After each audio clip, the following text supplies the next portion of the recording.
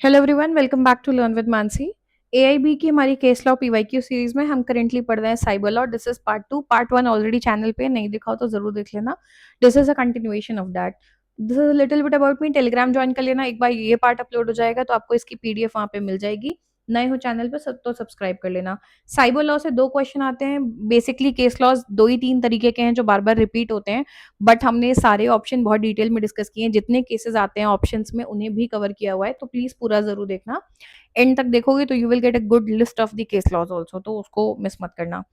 AIB की PYQ already 2014 से latest paper तक के सारे चैनल पे टॉपिक वाइज डिस्कस्ड है, उसको कर लो। बेरा की रैपिड रिवीजन सीरीज चल रही है चैनल पे, वॉच दैट, बहुत ज्यादा हेल्पफुल होगा एआईबी में। And let's get to the point now. Section 66A of IT act was held unconstitutional in the case of। Just अभी आप देखोगे, अगर आपने पार्ट वन किया है, सिमिलर के क्वेश्चन वहां पे भी आया था, तरीका दूसरा था। वहां पे हमने Shreya single case already discuss किया है। तो चलो हम लोग एमपी शर्मा केस यहाँ पे देखो शॉर्ट में समझेंगे, डिटेल में हम इसे कॉन्स्टिट्यूशनल लॉ में पढ़ेंगे।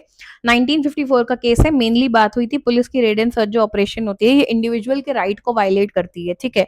मेन मुद्दा यहाँ पे क्या हुआ था, चलो ध्यान से देखते हैं।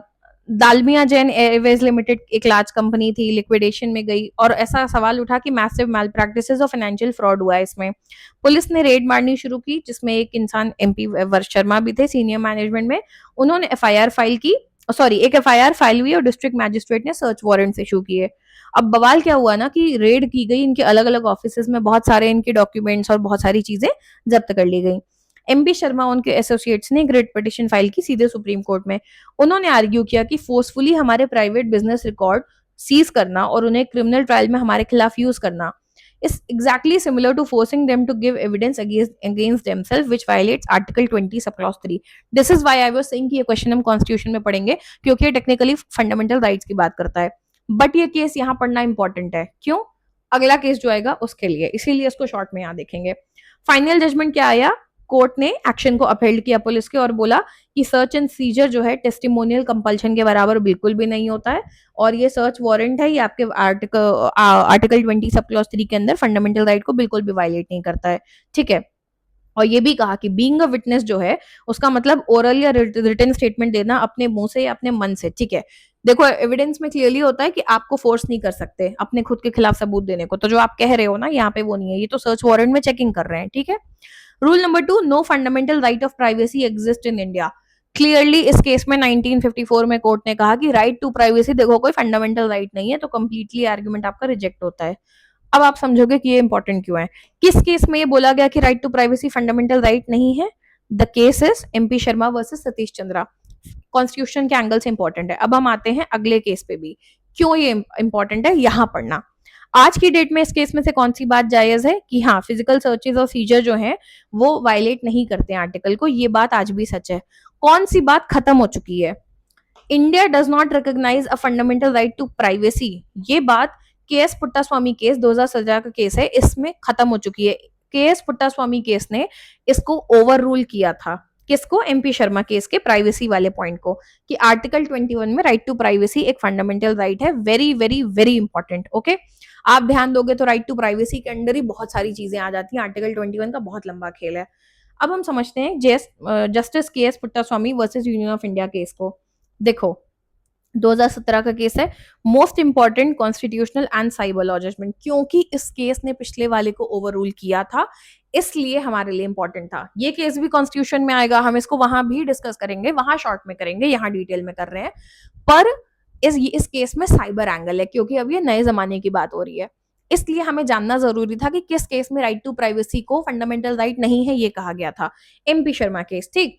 अब इस केस ने बोला कि ना ना ना, right to privacy is a fundamental right. Very very important case, Puttaswamy case, right to privacy fundamental right. P से पुट्टास्वामी, बी से प्राइवेसी, ठीक है।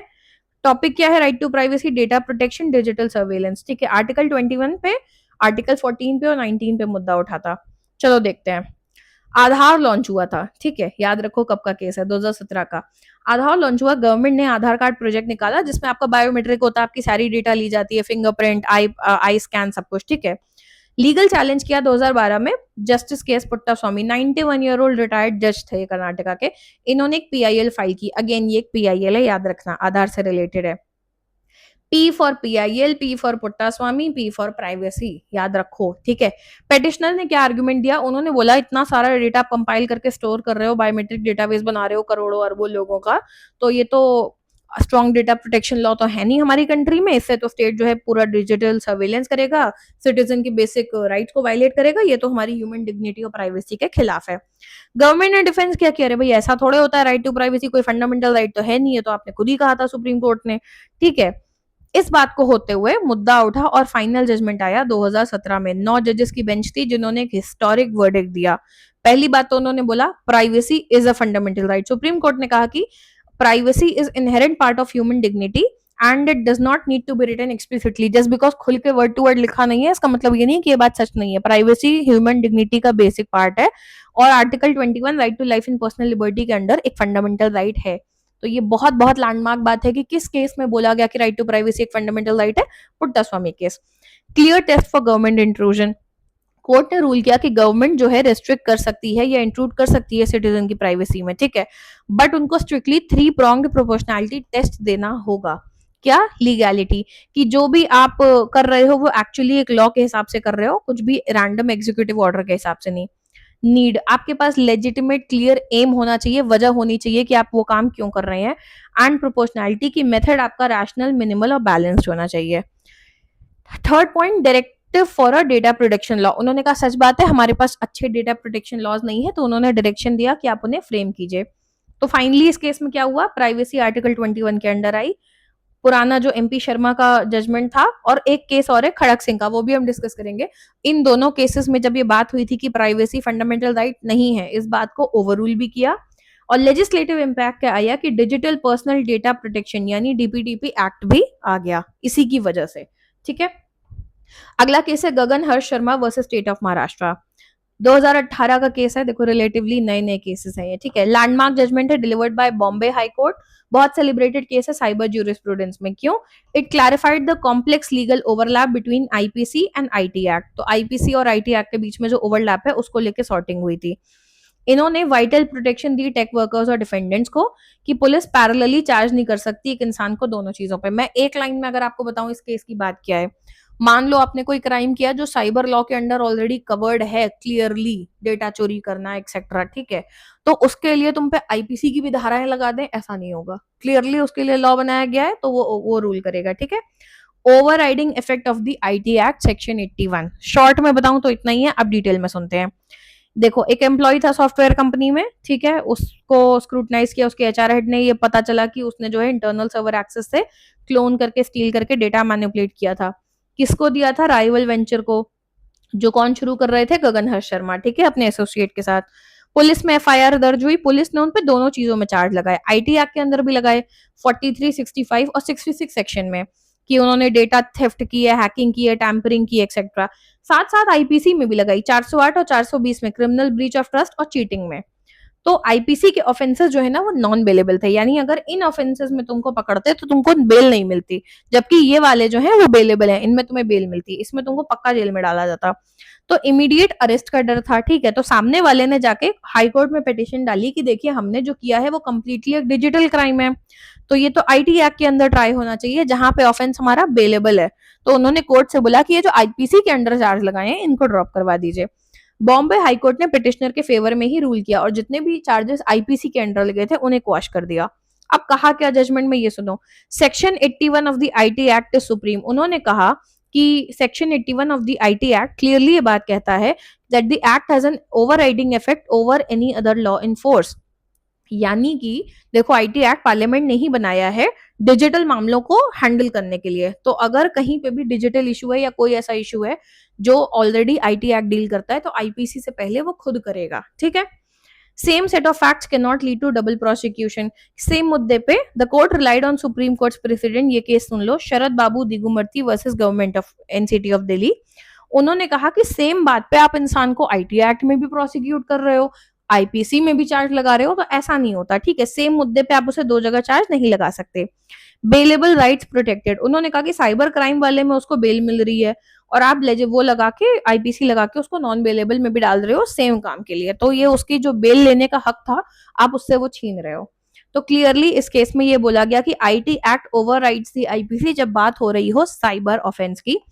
If a crime is purely a digital or cyber offense fully defined under the IT Act, the police cannot add parallel IPC charges like cheating or theft for the same digital act.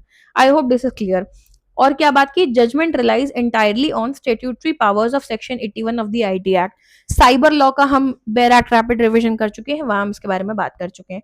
Question कैसा आ सकता है कि किस case में ये बोला गया that an accuse can not be charge under section this, अगर बात आईटी एक्ट में ऑलरेडी कवर्ड हो. केस है Gagan Harsh Sharma versus state of Maharashtra. अगला क्वेश्चन देखते हैं. In which of the following cases section 66A of IT act was struck down by supreme court. Same question आप देखोगे, सेम क्वेश्चन घूम घूम के बार बार आ रहा है. वही 66A वही क्वेश्चन 66A किस में स्ट्रक डाउन होके आया. Shreya Singhal versus union of India. आपको आंसर पता है, पर हम बात करेंगे बाकी ऑप्शंस को लेके, लेकिन यहाँ नहीं. आंसर आपको पता है.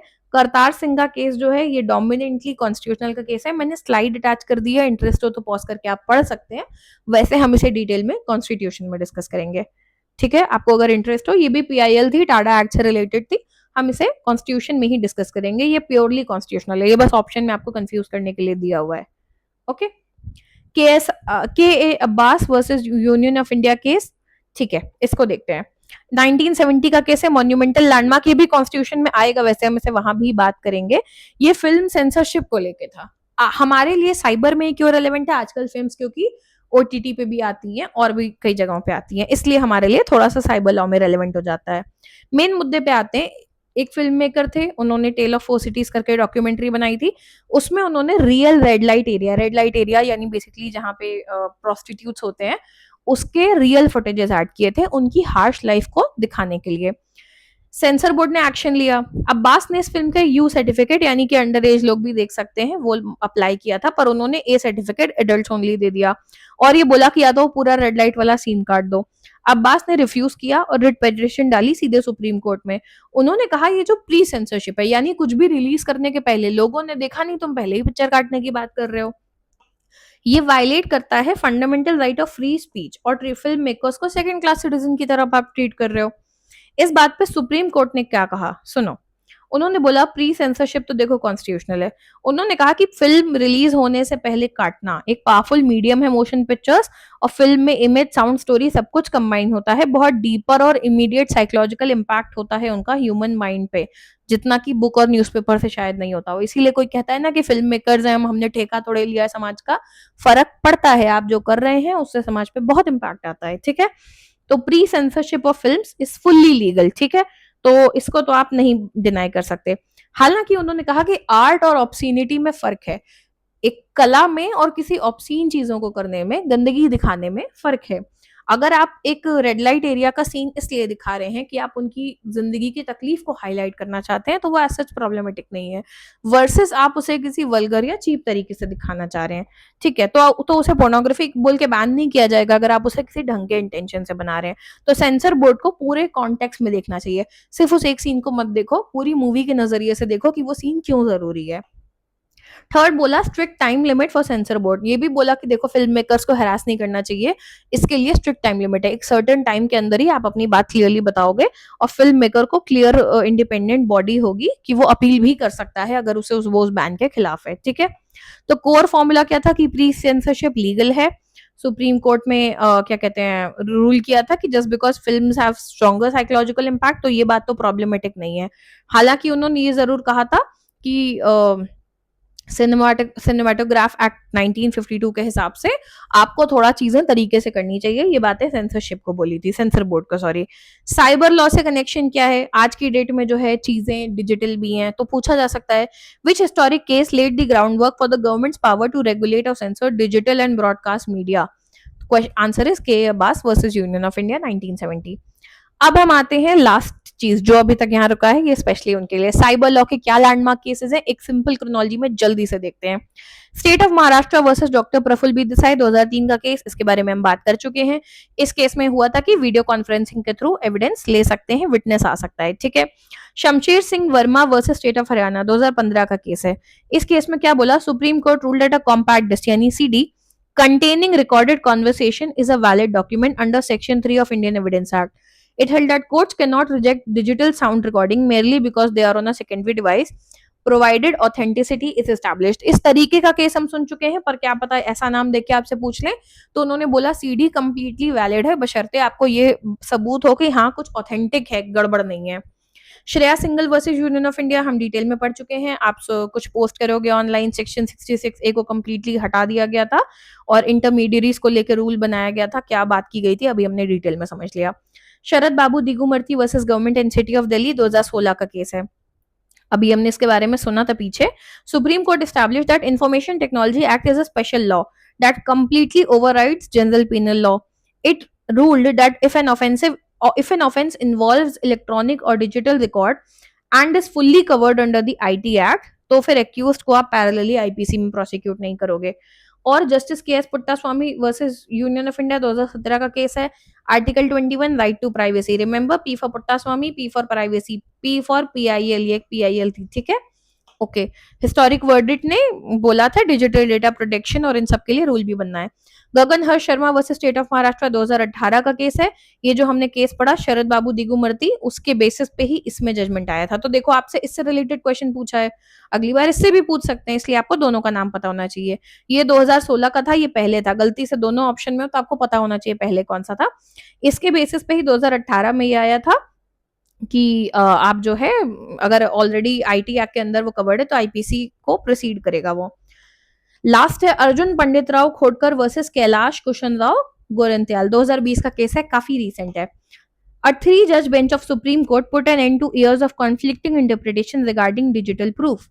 It definitely ruled that a Section 64B subclause 4 certificate is a strict mandatory precondition for the admissibility of any secondary electronic record.